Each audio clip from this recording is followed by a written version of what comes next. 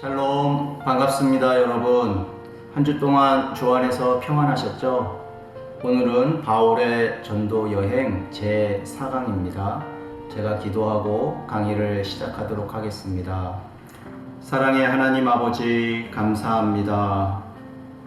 오늘도 하나님의 말씀을 전하고 들을 수 있는 그런 은혜를 주셔서 감사를 드립니다. 지난 3번의 강의 동안 함께하여 주셔서 은혜를 베풀어 주시고 또 오늘 4번째 강의를 할 수 있도록 인도하여 주시니 감사를 드립니다. 하나님 아버지, 오늘 강의에도 함께 하셔서 은혜가 넘치는 그런 시간 되게 하여 주옵소서. 감사드리며 사랑의 예수님의 이름으로 기도드립니다. 아멘. 오늘 4강 강의의 주제는 제2차 전도 여행 후반 부분과 제3차 전도 여행입니다.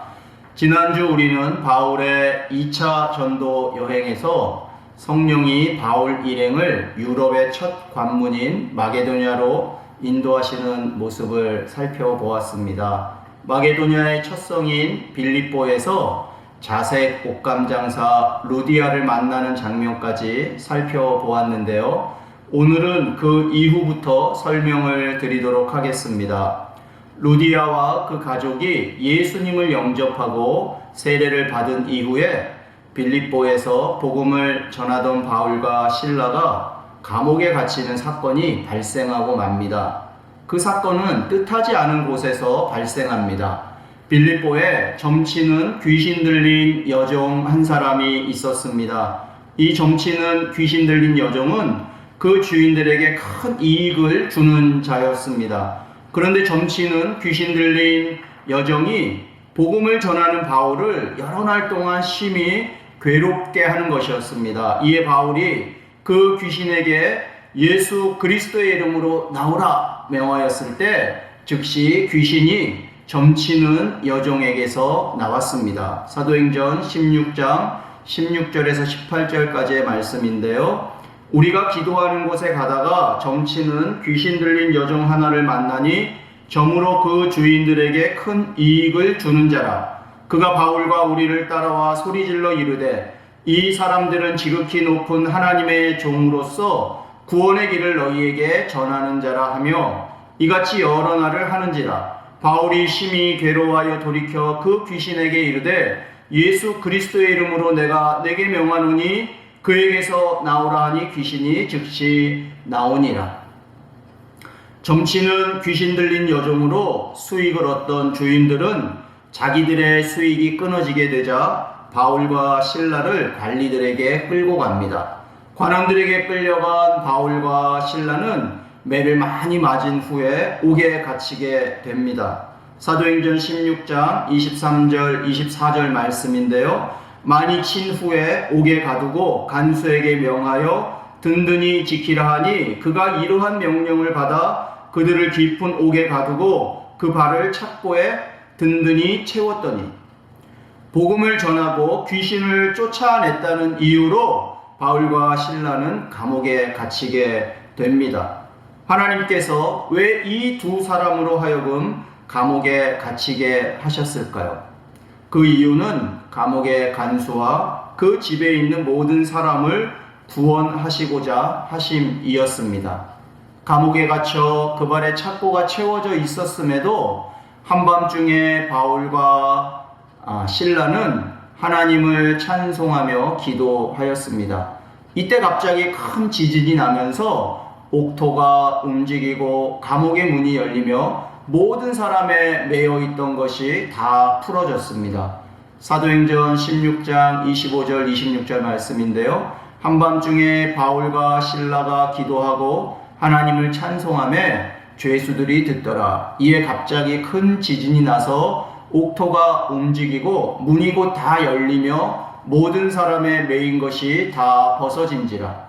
놀라운 일이 아닐 수 없습니다. 하나님만이 하실 수 있는 일이죠.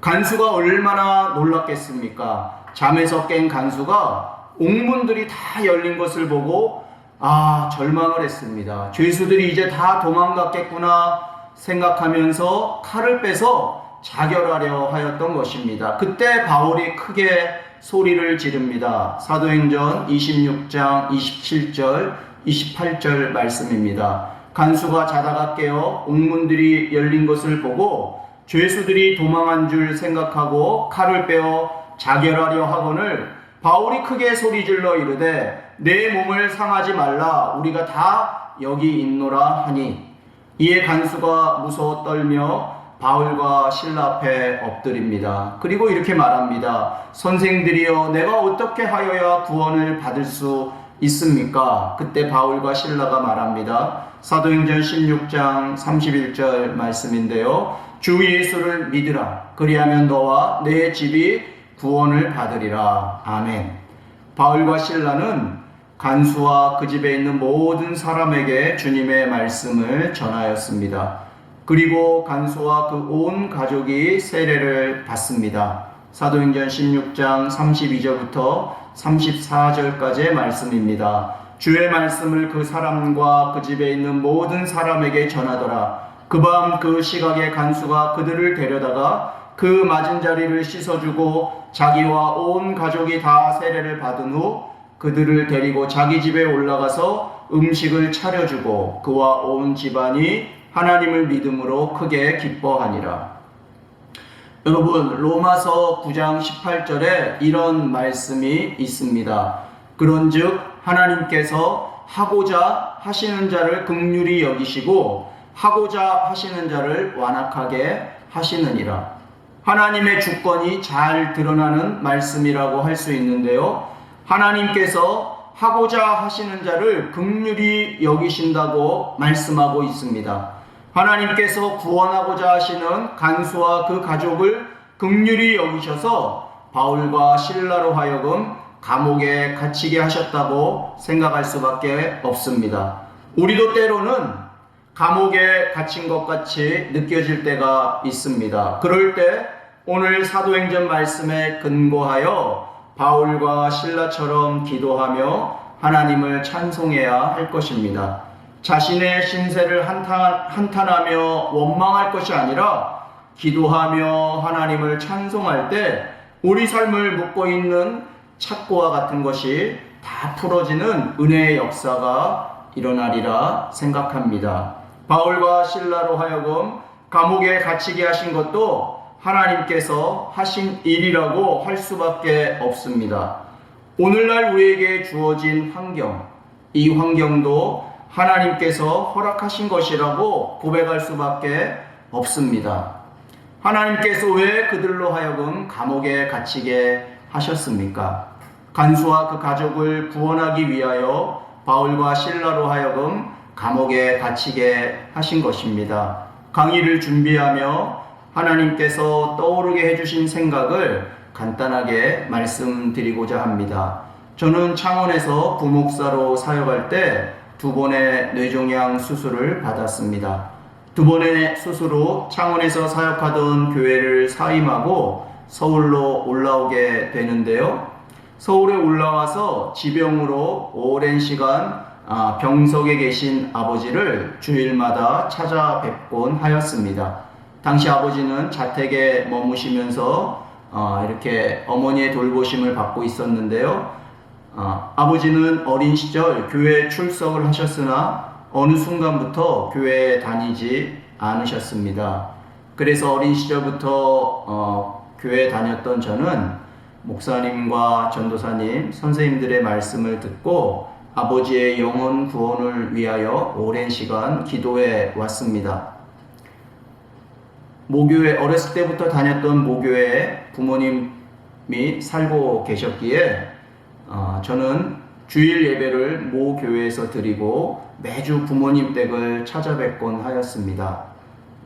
그러면서 아버지의 손도 잡아드리고 안부도 여쭙고 또 기도도 하고 돌아오곤 하였던 것이죠. 그러던 중 하나님의 강권적인 은혜로 아버지에게 예수님을 증거하였고 참 감사하게도 아버지께서 온 가족에 둘러싸여서 큰 소리로 예수님을 아멘 하시면서 구주로 영접하게 되셨습니다. 그리고 얼마 후에 시간이 지나서 모교회 담임 목사님께서 부모님 댁에 방문하셔서 병상 세례를 베풀어 주셨습니다. 그 후 아버지는 올봄 하나님의 부르심을 받아 예수님의 손을 꼭 잡고 천국으로 가셨습니다. 이런 생각이 들었습니다. 만약 제가 건강해서 2번의 뇌종양 수술을 받지 않았다면 어떻게 되셨을까? 제가 건강해서 사역을 계속하였다면 과연 서울로 올라와서 매주 부모님 댁을 찾아뵙던 것처럼 창원에서도 그렇게 자주 부모님에게 연락을 드릴 수 있었을까? 그리고 아버지에게 복음을 전할 수 있었을까? 이런 생각이 이렇게 떠올랐습니다. 그전에는 그런 생각을 해보지 못했는데 이번 말씀을 준비하면서 하나님께서 이런 생각들을 떠올려 주셨습니다. 모든 것이 하나님의 주권적 섭리이기에 이 부분에 대해서 저는 정확히 말씀드릴 수는 없을 것 같습니다. 다만 제 건강이 상하여 서울로 올라오게 하시면서까지 저희 아버지의 영혼을 구원하고자 하셨던 것이 하나님의 섭리요 하나님의 사랑이셨음을 이번 강의를 준비하면서 하나님께서 다시 한번 깨닫게 해 주셨습니다. 제 건강보다 저희 아버지 한 분의 영혼 구원이 더 소중한 것이 아니셨을까 하는 생각을 하게 되었습니다. 우리는 모두 복음의 증인입니다. 복음의 증인으로 부름받고 살아가는 인생 여정 속에서 감옥과 같은 환경에 직면했을 때 바울과 실라처럼 기도하며 하나님을 찬양하여야 할 것입니다. 성경이 오늘 그것을 말씀하고 계신 것이죠. 제가 준비하면서 자료들을 쭉 이렇게 찾아보았을 때 어느 학자는 바울과 실라가 감옥에서 드린 찬양을 영적 헌신의 표시라고 이렇게 기록하고 있었습니다. 고통 속에서 남은 힘까지도 하나님의 것임을 고백하는 믿음의 표시가 감옥에서 드린 찬양이었다고 기록하고 있었습니다. 여러분, 오늘 우리가 살아가는 삶이 고통이라 할 수 있습니다. 비록 고통스럽다 할지라도 이 고통 속에서 하나님이 이 영상 강의를 통하여 우리에게 주시는 메시지는 바울과 실라처럼 하나님께 나의 믿음을 고백하는 찬양을 드리라는 것입니다. 우리가 찬양 드리기를 하나님은 원하시는 것 같습니다. 이러한 찬양을 드림으로 바울과 실라가 감옥에서 누렸을 하나님과의 깊은 영적 교통, 그 영적 교감을 우리도 누리기를 하나님은 원하시는 것 같습니다. 코로나가 장기화되는 어려운 상황입니다. 최근에는 확진자가 더 많이 나오고 있습니다. 이러할 때 하나님을 찬양하며 기도하라고 말씀하시는 것이 아닌가 생각이 듭니다. 우리가 하나님을 찬양하며 기도할 때 바울과 실라가 감옥에서 경험했을 그 하나님과의 깊은 영적 교통을 누리시는 우리 모든 분들이 되시기를 간절히 소망을 합니다. 우리 다시 한번 사도행전 16장 31절 말씀 읽도록 하겠습니다. 주 예수를 믿으라. 그리하면 너와 내 집이 구원을 받으리라. 아멘. 오랜 시간 가족을 위해서, 가족의 구원 영혼을 위해서 기도하시는 분들이 계실 것입니다. 오랜 시간 기도하셔도 영혼 구원의 역사가 일어나지 않으셔서 낙심하거나 실망하는 분들이 계실 수 있을 텐데요. 낙심하거나 실망하지 마시고 계속 기도하면서 하나님을 찬양하면서 하나님의 구원 계획을 신뢰하시기를 부탁을 드립니다. 하나님께서 반드시 그 기도에 응답하셔서 가족분들을 구원해 주시리라 믿습니다. 자, 이제 바울 일행은요, 빌립보를 떠나서 암비볼리와 아볼로니아를 거쳐 데살로니가에 이르게 됩니다. 사도행전 17장 1절 말씀인데요. 그들이 암비볼리와 아볼로니아로 다녀가 데살로니가에 이르니 거기 유대인의 회당이 있는지라. 암비볼리와 아볼로니아에 대한 설명은 생략하도록 하겠습니다. 다만 데살로니가는 우리가 잘 아는 도시이기 때문에 이 데살로니가에 대해서만 간략히 설명을 드리면요. 데살로니가는 항구 도시입니다. 배가 드나드는 지리적 이점 때문에 일찍부터 상업이 발달되었고 그로 인하여 번창한 도시였다고 합니다. 이 도시의 이름의 근원은 다음과 같습니다. 알렉산더 대왕이 죽은 후에 헬라를 다스렸던 사람이 카산드로스라고 하는데요. 그 카산드로스의 아내가 알렉산더의 이복 동생인 데살로니가였다는 것입니다. 그래서 그 자신의 아내이자 알렉산더의 이복 동생인 데살로니가의 이름을 따서 데살로니가라고 도시 이름을 붙였다고 합니다.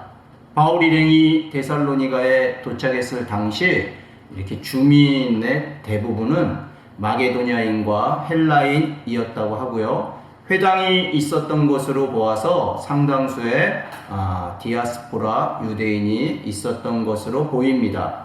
지금은 아테네에 이어서 그리스 제2의 도시라고 합니다. 데살로니가에 도착한 바울은요, 3번의 안식일에 걸쳐 복음을 전하며 교회를 세우게 됩니다. 짧은 기간이죠. 그러나 이 짧은 기간 동안 하나님께서는 놀라운 역사를 하셔서 이곳에 교회가 세워지게 됩니다. 사도행전 17장 2절 말씀인데요. 바울이 자기의 관례대로 그들에게로 들어가서 새 안식일에 성경을 가지고 강론하며, 여기서 바울이 자기의 관례대로 회당에 들어가서 3번의 안식일에 성경을 강론하였다라고 말씀하고 있는데요. 바울은 어느 도시에 가든지 먼저 회당을 찾아갑니다. 우리가 바울의 전도 여행을 쭉 보면 회당에 찾아가서 복음을 전하는 바울의 모습을 볼 수 있는데요. 이것이 바울 선교의 원칙이었다고 합니다. 당시 회당에서는 회당을 관리하고 예배 때마다 사회를 보는 회당장이 있었습니다. 이 회당장은 매 안식일마다 정해진 성경을 읽고 회중에게 이렇게 물었다고 합니다. 누가 성경 말씀을 잘 강해해서 우리 모두에게 도움을 줄 사람이 없겠습니까? 이렇게 물으면 거기에 이제 답하는 사람이 나오는 것이죠. 바울은 그 기회를 놓치지 않고 구약을 강해하고 이 예언이 예수에 의해 성취되어 예수는 우리의 구원자가 되셨다라고 선포하곤 하였던 것입니다. 이와 같은 의미의 말씀이 사도행전 17장 3절에 나와 있는데요. 사도행전 17장 3절 말씀입니다. 뜻을 풀어 그리스도가 해를 받고 죽은 자 가운데서 다시 살아나야 할 것을 증언하고 이르되 내가 너희에게 전하는 이 예수가 곧 그리스도라 하니. 아멘. 데살로니가에서의 3주간의 전도 결과 경건한 헬라인의 큰 무리와 적지 않은 귀부인도 바울과 실라를 따랐다고 성경이 말씀하고 있습니다. 그러나 유대인들은요, 바울과 실라를 시기하였습니다. 바울과 실라를 시기한 유대인들이 바울과 실라를 잡으려고 막 소동을 피웁니다. 이에 데살로니가의 형제들이 밤에 바울과 실라를 어디로 보내냐면 이제 베레아로 보내게 됩니다. 여러분 베레아 많이 들어보셨죠? 사도행전 17장 10절 말씀인데요. 밤에 형제들이 곧 바울과 실라를 베레아로 보내니 그들이 이르되 유대인의 회당에 들어가니라. 베레아는요, 데살로니가에서 서남쪽으로 75km 떨어져 있는 도시입니다. 사도행전 17장 11절에 의하면 베레아에 있는 사람들은 데살로니가에 있는 사람들보다 더 너그러워서 간절한 마음으로 말씀을 받고 이것이 그러한가 하여 날마다 성경을 상고하였다라고 말씀합니다. 사도행전 17장 12절 말씀에 의하면 바울이 전한 복음을 듣고 베레아에 있는 사람 중에 믿는 사람이 많았다고 합니다. 사도행전 17장 12절 상반절에 보면 그 중에 믿는 사람이 많고 이렇게 말씀하고 있는데요. 그러나 안타깝게도 데살로니가에서 바울을 이렇게 시기하여 소동을 피웠던 유대인들이요, 베레아에서도 바울 일행이 복음을 전한다는 소식을 듣습니다. 그래서 그들이 베레아에까지 찾아와서 소동을 피우게 되는 것이죠. 이에 형제들이 바울이 전한 복음을 듣고 이제 형제가 된 그 형제들이 바울을 인도해서 바울을 어디로 이렇게 이끌어가냐면 에덴으로 이렇게 인도합니다. 그래서 바울이 에덴에 이르게 됩니다. 에덴이 아니라 아덴입니다. 아덴에 이르게 됩니다. 바울이 아덴에 이르게 되는데요. 같이 일행이 있지 않았습니까? 실라와 디모데 같이 선교했던 일행이 있었는데 바울만 아덴에 이르게 되고요. 실라와 디모데는 여전히 베레아에 머물게 됩니다. 유대인들을 피해 다급하게 이동하였음을 짐작할 수 있는 부분이죠. 이와 관련된 말씀이 사도행전 17장 13절에서 15절까지의 말씀입니다. 데살로니가에 있는 유대인들은 바울이 하나님의 말씀을 베레아에서도 전하는 줄을 알고 거기도 가서 무리를 움직여 소동하게 하거늘 형제들이 곧 바울을 내보내어 바다까지 가게 하되 실라와 디모데는 아직 거기 머물더라. 바울을 인도하는 사람들이 그를 데리고 아덴까지 이르러 그에게서 실라와 디모데를 자기에게로 속히 오게 하라는 명령을 받고 떠나니라. 아멘. 아덴은요, 현대 그리스도의 수도인 아테네를 말합니다. 이 도시의 이름은 헬라 여신 아테네에서 유래된 것으로 보입니다. 성경은 아테네를 아데미라고 이렇게 부르고 있는데요. 아테네에는 원형 경기장이 있었고 파르테논 신정 등 많은 유적들이 발견된 지역입니다. 아덴에 혼자 도착한 바울은요, 유대인에게 전도하던 방법과는 전혀 다른 방법으로 전도를 합니다.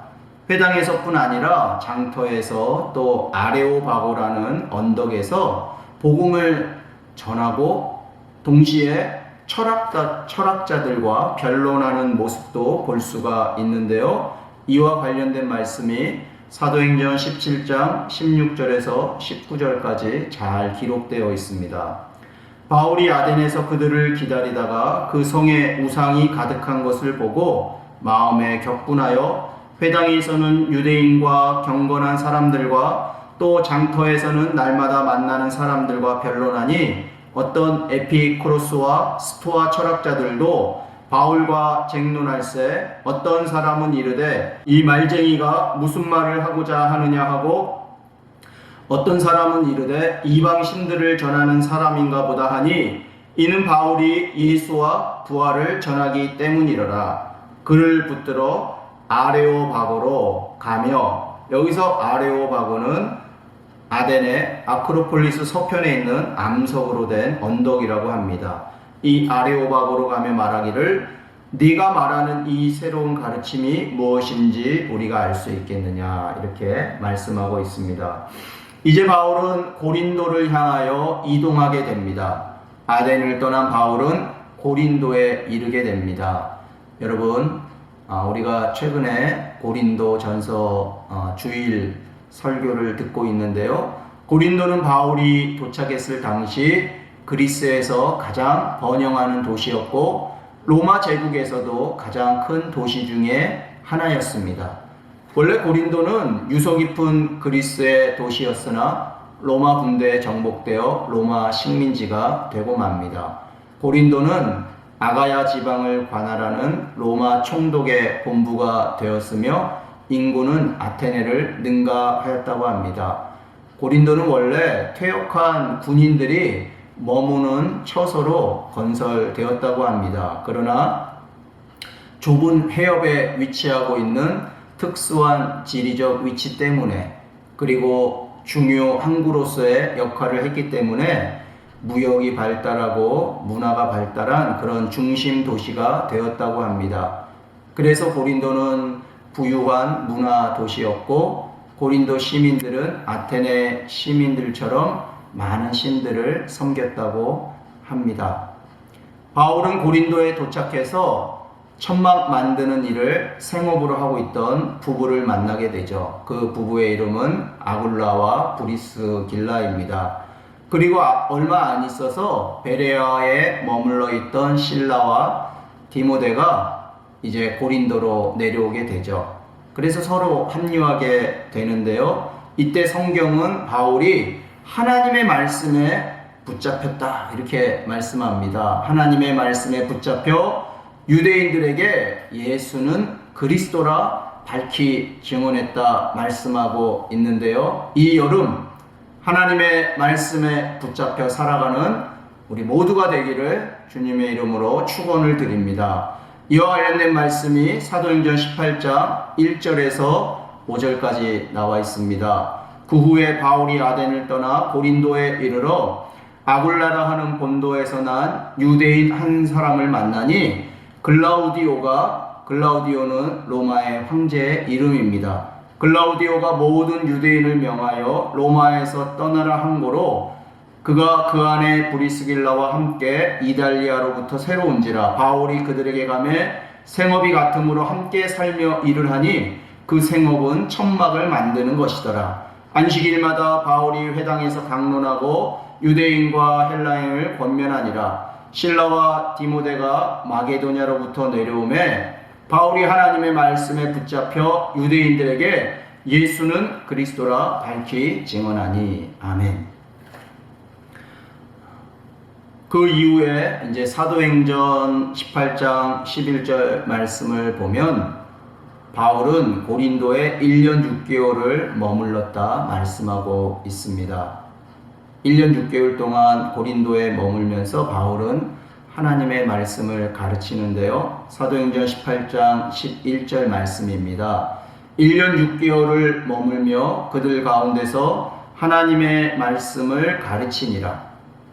고린도에서 1년 6개월을 머물며 말씀을 가르쳤던 바울은 이제 고린도를 떠나게 됩니다. 고린도를 떠나서 어디로 돌아가냐면 수리아 안디옥. 바울 전도 여행의 전초 기지와 기지 역할을 했던 수리아 안디옥 교회로 돌아가고자 합니다. 돌아가는 여정에서 바울은 에베소에 잠깐 들리게 됩니다. 그리고 어디로 가냐면 수리아 지역의 가이사랴에 상륙하게 되고요. 그리고 안디옥 교회로 돌아가므로 2차 전도 여행을 마치게 됩니다. 여러분, 여기까지가 2차 전도 여행입니다. 우리는 2차 전도 여행까지 바쁘게 살펴보았습니다. 이제 3차 전도 여행에 대해서 설명드리고자 하는데요. 시간 관계상 아무래도 3차 전도 여행은 간략하게 설명드릴 수밖에 없을 것 같습니다. 그러나 중요한 내용은 제가 다 다루도록 그렇게 노력을 하였습니다. 여러분 양해해 주시기 바랍니다. 바울의 3차 전도 여행은 사도행전 18장 23절부터 시작이 됩니다. 이것이 3차 전도 여행의 시작인가 싶을 정도로 이게 발견하기가 쉽지 않은데요. 사도행전 18장 23절 말씀 읽어보겠습니다. 얼마 있다가 떠나 갈라디아와 부르기아 땅을 차례로 다니며 모든 제자를 굳건하게 하니라. 갈라디아와 부르기아 땅은 어디입니까? 바울이 1차, 2차 전도 여행 시 복음을 전했던 지역이죠. 바울은 3차 전도 여행을 시작하면서 먼저 어디를 이렇게 다니냐면 갈라디아와 부르기아 땅을 차례로 다닙니다.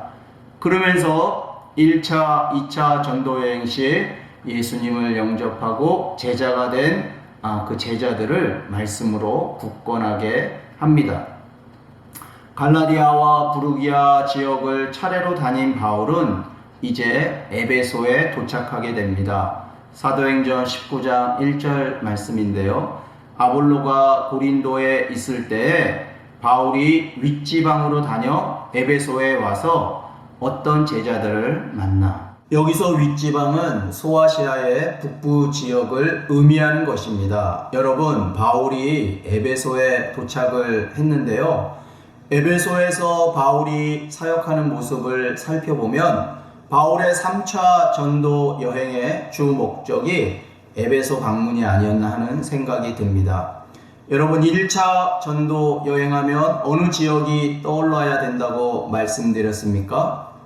예, 1차 전도 여행은 갈라디아 지역입니다. 비시디아, 안디옥, 이고니온, 루스드라, 더베입니다. 2차 전도 여행은 유럽 지역이 떠올라야 된다고 말씀드렸습니다.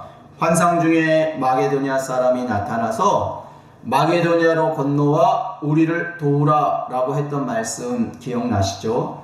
그래서 2차 전도 여행은 바울 일행이 유럽으로 건너갑니다. 유럽으로 건너가서 빌립보, 데살로니가, 베레아, 아덴, 고린도에서 복음을 전하게 되는 것이죠. 여러분, 그럼 3차 전도 여행하면 에베소를 떠올리시면 좋을 것 같습니다.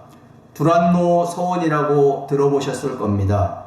기독교 서점으로 우리에게 익숙한데요.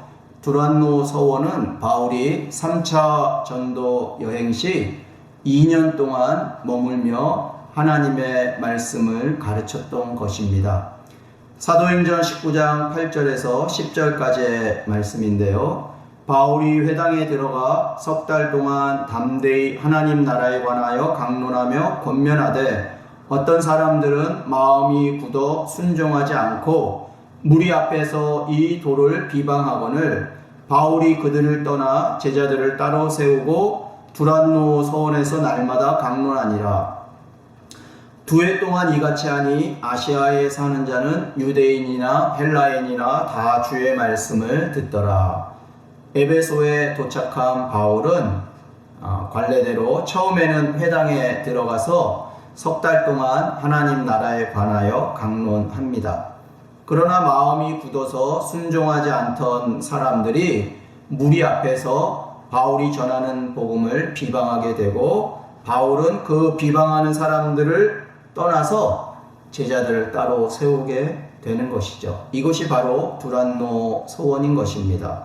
서원이라는 단어는요, 헬라어로 스콜레라고 나와 있습니다. 스승과 학생이 자유롭게 토론하며 공부하는 장소나 강연장을 의미한다고 하는데요. 오늘날 영어의 스쿨도 이 단어에서 유래했다고 합니다. 그럼 목사님, 두란노의 의미는 무엇입니까? 라는 의문이 드실 수 있으실 건데요. 아마 그 장소의 주인의 이름이 아니었을까? 또는 그곳에서 강의를 오랫동안 하던 유명한 선생의 이름이 아니었을까? 이렇게 성경학자들은 이해를 하고 있습니다. 바울이 두란노 서원에서 날마다 강론하기를 2해 동안 이같이 하였다고 성경이 말씀하고 있는데요. 사도행전 20장 31절에 보면 바울은 이 2해를 3년으로 표현하고 있습니다. 사도행전 20장 31절 말씀인데요. 그러므로 여러분이 일깨어 내가 3년이나 밤낮 쉬지 않고 눈물로 각 사람을 훈계하던 것을 기억하라. 2년인지 3년인지 이렇게 성경이 정확하게 3년이다, 2년이다 말씀하지 않습니다. 우리가 보통 두란노 서원에서 저도 3년 동안 이렇게 바울이 사역했다, 훈련했다 그렇게 알고 있었는데요. 이번에 준비하다 보니까 2년이라는 기간으로 표현하는 본문 말씀도 있고 3년이라고 표현하는 본문 말씀도 있습니다. 여기 중요한 것은요, 그 기간보다 저는 이렇게 여러분에게 말씀드리고 싶습니다. 바울이 3년이나 밤낮 쉬지 않고 눈물로 각 사람을 훈계했다라는 말씀. 예, 그 바울의 그 말씀에 대한 열정, 또 하나님의 말씀으로 제자들을 세우기 위해서 밤낮 쉬지 않고 눈물로 각 사람을 훈계했다고 말씀하는 이 부분이 우리가 좀 이렇게 귀 기울여 마음에 담아야 될 부분이 아닌가 생각을 합니다. 바울이 얼마나 애쓰고 수고했을지 알 수 있는 부분인 것이죠. 이와 같이 말씀을 강론하는 것이 소문이 났던 것 같습니다. 그래서 아시아에 사는 자는 유대인이나 헬라인이나 다 주의 말씀을 들었다고 성경이 기록하고 있습니다. 사도행전 19장 10절 말씀입니다. 2해 동안 이같이 하니 아시아에 사는 자는 유대인이나 헬라인이나 다 주의 말씀을 듣더라. 여러분, 이제 이 아시아가 우리가 지금 생활하고 있는 아시아 지역이 아니라는 것은 다 알고 계실 것입니다. 아시아는 도시가 아닌 로마 행정구역 중에 한 곳이라고 이미 말씀을 지난주 강의에 드렸었는데요. 여러분 다시 한번 기억하시고 PPT를 또 보시고 또 교재를 갖고 계신 분들은 지도를 보시면 좋으실 것 같습니다. 이제 바울은요, 마게도냐와 아가야를 거쳐 예루살렘에 돌아가기로 작정을 합니다. 사도행전 19장 21절 말씀인데요.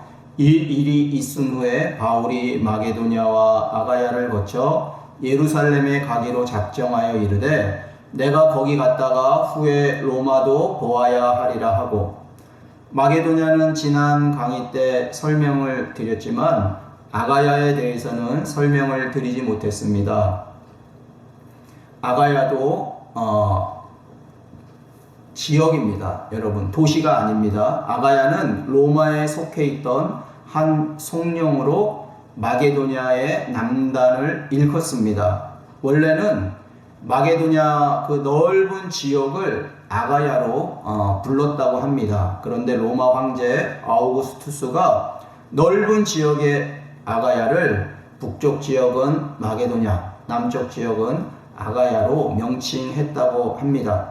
바울 당시 아가야 지역의 수도는 고린도였다고 합니다. 여러분께서 기억하실 때 마게도냐 그러면 빌립보 도시를 떠올리시면 좋을 것 같습니다. 마게도냐 지역의 빌립보, 또 아가야 그러면 고린도라는 도시를 떠올리시면 좋을 것 같습니다. 아가야 지역의 고린도, 이렇게 기억하시면 좋으실 것 같습니다. 이제 예루살렘으로 돌아가기로 작정한 바울의 마음에 어느 도시가 담겨 있다고 생각 드십니까? 로마였죠. 바울은 사도행전 19장 21절에서 후에 로마도 보아야 하리라 라고 고백하고 있습니다. 다시 한번 사도행전 19장 21절 말씀 읽어보도록 하겠습니다. 이 일이 있은 후에 바울이 마게도냐와 아가야를 거쳐 예루살렘에 가기로 작정하여 이르되 내가 거기 갔다가 후에 로마도 보아야 하리라 하고, 바울 전도의 마지막 종착지가 로마임을 엿볼 수 있는 대목입니다. 로마로 가는 여정에 대해서는 제가 다음 주 마지막 5강에서 말씀드리도록 하겠습니다. 1차, 2차 전도 여행에서 바울은 전도 여행을 마치고 어디로 돌아갔습니까? 수리아 지역의 안디옥 교회로 돌아가곤 하였습니다. 그러나 1차, 2차 전도 여행과 달리 3차 전도 여행을 마친 바울은 예루살렘으로 돌아가고자 합니다. 그러나 바울의 이러한 계획과 달리 성령의 감동을 받은 제자들은 바울에게 예루살렘에 들어가지 마십시오라고 권유를 합니다. 사도행전 21장 4절 말씀인데요. 제자들을 찾아 거기서 2일을 머물더니 그 제자들이 다 성령의 감동으로 바울더러 예루살렘에 들어가지 말라 하더라. 그 이유가 사도행전 21장 11절에 나와 있습니다. 사도행전 21장 11절 말씀입니다. 우리에게 와서 바울의 띠를 가져다가 자기 수족을 잡아매고 말하기를 성령이 말씀하시되 예루살렘에서 유대인들이 이같이 이 띠 임자를 결박하여 이방인의 손에 넘겨주리라 하거늘. 예루살렘에 들어갈 경우 결박되어서 이방인의 손에 넘겨질 것을 암시하는 말씀인 것이죠. 그래서 제자들은 바울이 예루살렘에 들어갈 것을 이렇게 만류하였던 것입니다. 그러나 예루살렘에 들어가서 결박되어 이방인의 손에 넘겨질 것을 알았음에도 불구하고 바울은 예루살렘에 들어갑니다. 바울이 예루살렘에 들어간 말씀이 사도행전 21장 15절에 나와 있는데요. 이 여러 날 후에 여장을 꾸려 예루살렘으로 올라갈세. 결박당하여 이방인의 손에 넘겨질 것을 알면서도 예루살렘으로 들어가는 그 바울의 심정이 사도행전 20장 24절에 잘 나와 있습니다. 바울의 그 결연한 고백. 제가 바울의 심정으로 한번 읽어보도록 하겠습니다. 내가 달려갈 길과 주 예수께 받은 사명, 곧 하나님의 은혜의 복음을 증언하는 일을 마치려 하면은 나의 생명조차 조금도 귀한 것으로 여기지 아니하노라. 아멘. 참 귀한 말씀입니다. 결박당하고 이방인의 손에 넘겨질 것을 알면서도 바울은 내가 달려갈 길과 주 예수께 받은 사명, 곧 하나님의 은혜의 복음을 증언하는 일을 마치려 하면은 나의 생명조차 조금도 귀한 것으로 여기지 아니하노라 라고 고백하고 있는 것입니다. 바울의 이 고백이 우리 모두의 고백이 되기를 소망하면서 오늘의 강의를 마치도록 하겠습니다. 여러분 수고 많으셨습니다. 감사합니다. 제가 기도하고 마치도록 하겠습니다. 하나님 아버지 감사합니다. 바울의 전도 여행을 통해서 또 많은 것들을 깨닫고 하나님 은혜를 받게 하여 주시니 감사를 드립니다. 빌립보 감옥에서도 하나님을 찬양하며 기도하였던 바울과 실라처럼 저희들도 이 어려운 시대 속에서 하나님 감옥에 갇힌 것처럼 느껴질 수가 있사오나 하나님을 찬양하고 기도함을 통하여 하나님의 놀라운 기적과 역사들을 경험하는 그런 저희들이 되게 하여 주옵소서. 또한 바울이 하나님 예루살렘에 들어가서 결박당하고 이방인의 손에 넘겨질 것을 알면서도 자신의 생명조차 조금도 귀하게 여기지 않겠노라고 고백하였던 것처럼 하나님 우리도 복음의 증인으로 부름받고 예수 그리스도를 전하는 증인으로 살아갈 때 아버지 하나님 저희 안에 두려움이 있고 염려가 있을 수 있사오나 바울의 이 고백이 저희의 고백이 되어서 하나님 주 예수께 받은 사명 하나님의 은혜의 복음을 전하는 일을 아버지 감당하며 우리의 생명을 조금도 아버지 하나님 귀한 것으로 여기지 않을 수 있는 그런 담대한 믿음과 결연한 정신이 있도록 은혜를 베풀어 주옵소서. 하나님 이 어렵고 힘든 상황 속에서도 주의 복음이 땅끝까지 전해질 수 있도록 성령님이 끊임없이 일하심을 믿습니다. 하나님 이 모든 아버지 하나님 과정 속에서 이 바울의 전도 여행 강의를 듣는 모든 분들이 주의 복음을 땅끝까지 전하는 그런 증인의 삶을 살아갈 수 있도록 성령님 은혜를 베푸시고 우리의 심령을 감동하시며 주장하여 주옵소서. 아직도 하나님 주의 복음을 듣고도 예수님을 영접하지 않는 땅끝처럼 여겨지는 우리의 가족들이 있습니다. 하나님 불쌍히 여겨주시고 그분들의 마음을 열어주시고 아버지 하나님 간수와 그 가족이 하나님 예수 그리스도를 영접하고 세례받은 것처럼 하나님 우리 믿지 않는 가족들, 친지들, 친구들이, 이웃들이 주 예수님을 믿고 세례받으며 하나님 나라의 백성이 되는 놀라운 은혜가 있게 하여 주옵소서. 아버지 하나님 4강까지 또 은혜 가운데 강의가 진행되고 마치게 하여 주시니 감사를 드립니다. 이제 마지막 5강이 남았습니다. 하나님 5강 그 강의 가운데도 은혜를 베풀어 주시옵소서. 감사합니다. 이 어려운 시대 가운데 한 주 동안 우리 모든 아버지 하나님의 백성들을 지키시고 보호하여 주옵소서. 감사드리며 사랑의 예수님의 이름으로 기도드립니다. 아멘.